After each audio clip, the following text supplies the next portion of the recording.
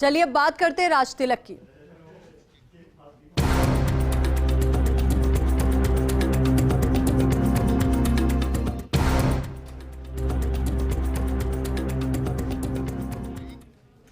देवभूमि के दंगल में विधानसभा चुनाव प्रचार के आखिरी दिन कांग्रेस ने पूरी ताकत झोंक दी है।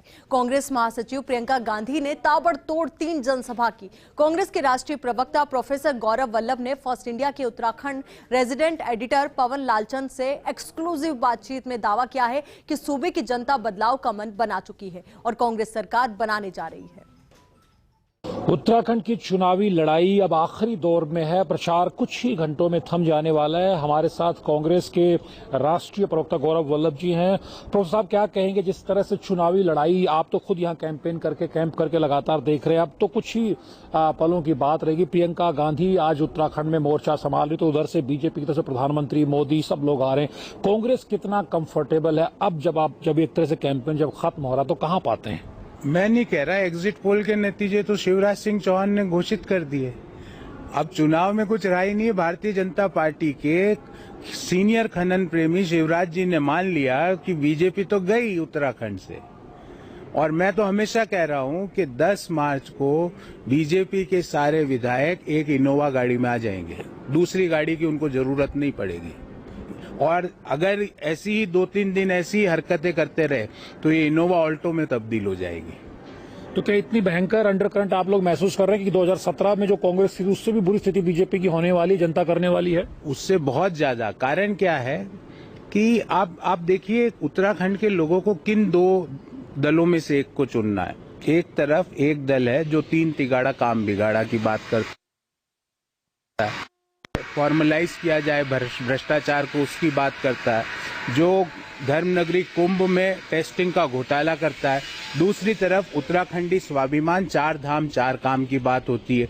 दूसरी तरफ 5 लाख परिवारों को 40,000 रुपए की स्वावलंबन राशि की बात होती है। 4 लाख रोजगार के सृजन की बात होती है। हर गांव हर द्वार तकनीक के द्वारा स्वास्थ्य सुविधा मुहैया कराने की बात होती है। दूसरी तरफ गैस सिलेंडर 500 के अंदर करने की बात होती है। तो हम खेल रहे हैं, हम बात कर रहे हैं पॉलिटिक्स ऑफ परफॉर्मेंस पे। वो बात कर रहे हैं 80-20, 85-15, हम कर रहे हैं 100 की बात।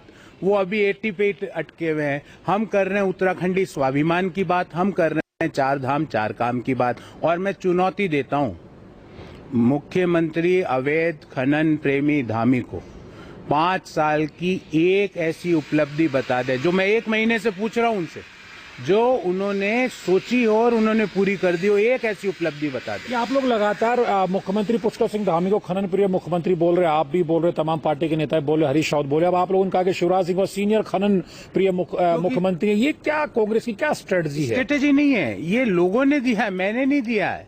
क्योंकि मध्य प्रदेश में उन्होंने एक खनन और व्यापम का एक भाजपा को मॉडल दिया जो कई जगह रिप्लीकेट हो रहा है। तो ये जूनियर खनन प्रेमी है, इनको अभी मिला 6-8 महीने अवैध खनन करने का अवसर। मुझे ये बताइए, आपने कभी ऐसा सुना कि एक राज्य में 3 मुख्यमंत्री हो और वो 3 में से 2 चुनाव नहीं लड़ रहे हो, मैच चालू होने से पहले वो रिटायर्ड हट हो गए हो?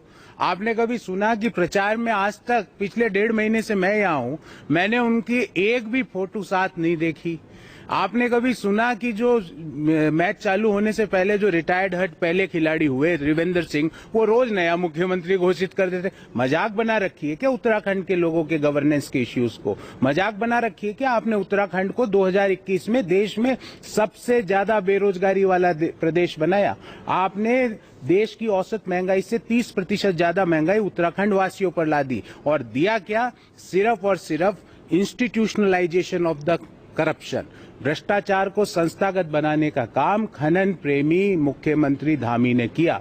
और मैं और हमारी पार्टी ने प्रतिज्ञा ली है कि जिस टेबल पे बैठ के मुख्यमंत्री अपने पद के हस्ताक्षर करेगा, उसी समय चार धाम चार काम का कैबिनेट नोट पे भी हस्ताक्षर ये होंगे। चार धाम चार काम को लेकर के कांग्रेस बहुत ज्यादा अपने आप को सकारात्मक और कंफर्टेबल मान के मास्टर स्ट्रोक है, क्योंकि जैसे बीजेपी जो मैनिफेस्टो आप लोगों के करीब 7-8 दिन बाद बीजेपी मैनिफेस्टो लेकर के आई। बीजेपी ने भी कहा कि भाई अगर कांग्रेस 500 के अंदर सिलेंडर दे रही है तो हम 3 सिलेंडर फ्री देंगे, हम 24,000 नौकरियां तत्काल सरकार में आते ही देंगे, फिर 50,000 नौकरियां देंगे आपकी 4 लाख नौकरियों के काट में।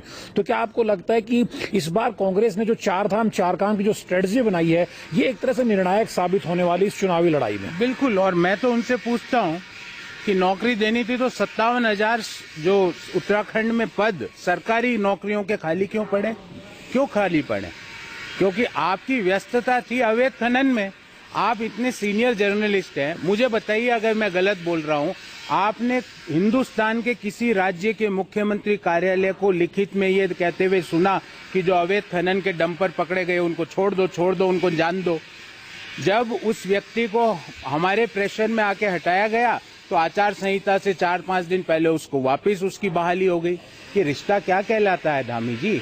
आपका और आपके जो मुख्यमंत्री कार्यालय में अधिकारी है जो अवैध खनन को पनपा रहे हैं उनका रिश्ता क्या कहलाता? और मैं पूरी जिम्मेवारी से बोलता हूँ, जिन लोगों ने भी देवभूमि की भूमि पे अवैध खनन किया है, जिन लोगों ने भी धर्म नगरी हरिद्वार में कोरोना का टेस्टिंग घोटाला किया है, जिन लोगों ने भी महिलाओं के साथ जिनके ऑडियो वायरल हो रहे हैं दुष्कर्म किया है, जेल तो उनको सबको जाना पड़ेगा।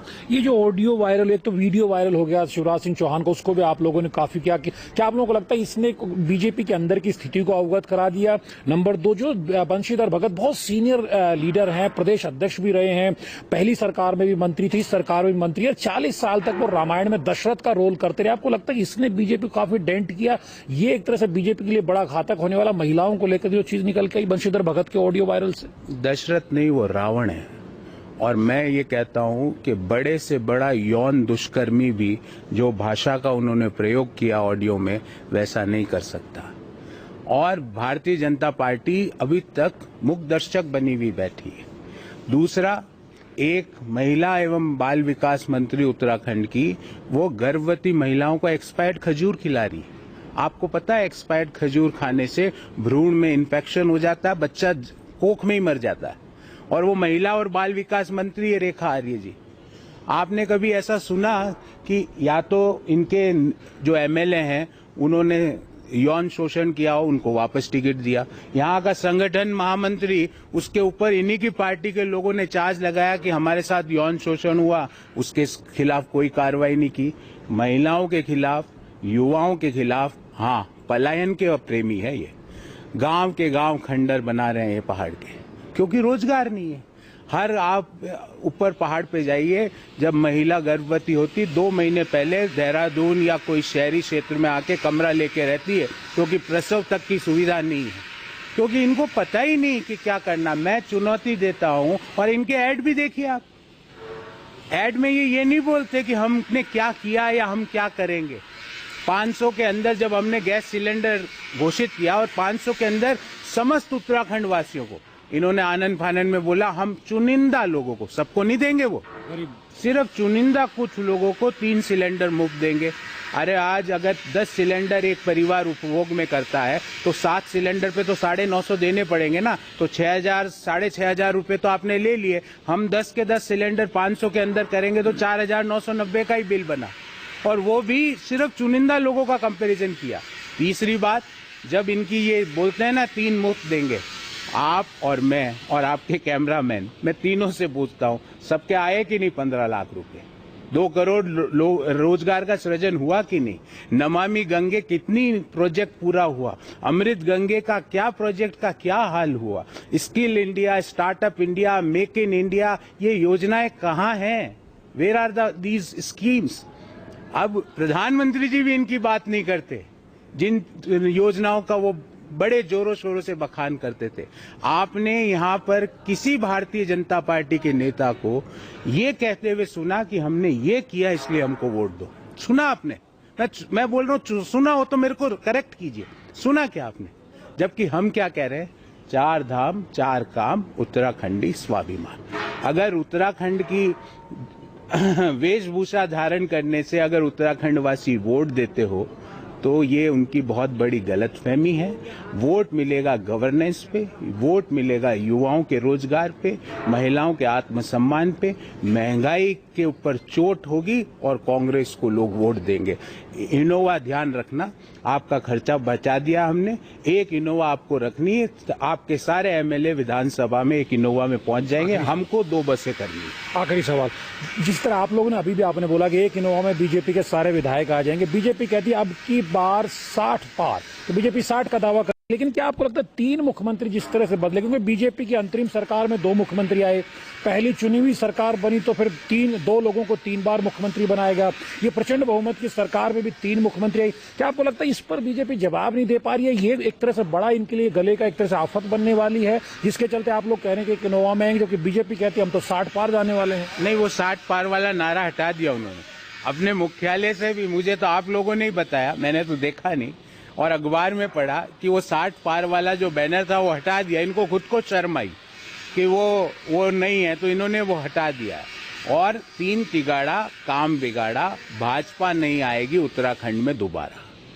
ये मैं आपको पूरी जिम्मेवारी से कह सकता हूं। और बड़े बड़े लोग, भाजपा के प्रदेश अध्यक्ष अपना चुनाव हार रहे हैं, भारतीय जनता पार्टी के तकरीबन सारे कैबिनेट मंत्री अपना चुनाव हार रहे हैं, और खनन प्रेमी मुख्यमंत्री का चुनाव आज जो प्रियंका गांधी जी की रैली होगी उसके बाद वो शाम को स्वयं कह देंगे कि मैं चुनाव हार गया।